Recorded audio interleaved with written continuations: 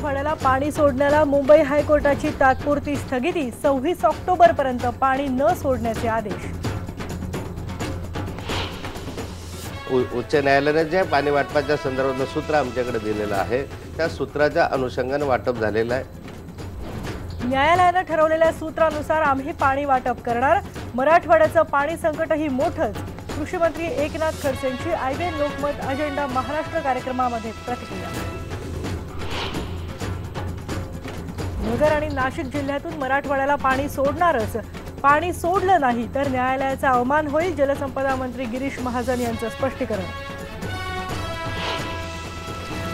सिंचन घोटाळा प्रकरणी सुनील तटकरेंची आज 3.5 तास चौकशी।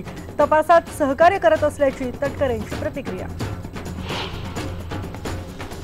केंद्रीय अर्थमंत्री अरुण जेटलींनी सुनावले शिवसेनेला खडे बोल, म्हणाले तोडफोड करणाऱ्यांना मिळावी शिक्षा।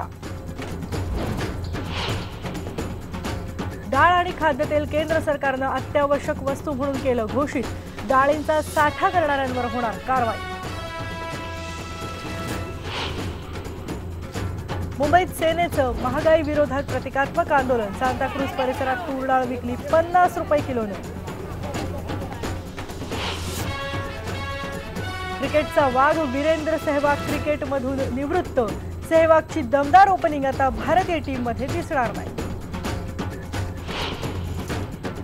आणि लोकशाहीर अमर शेख यांच्या जन्मशताब्दी वर्षाला आजपासून सुरुवात। मुंबईत आज शहीद भगतसिंग मैदानावर होणार मुख्य कार्यक्रम।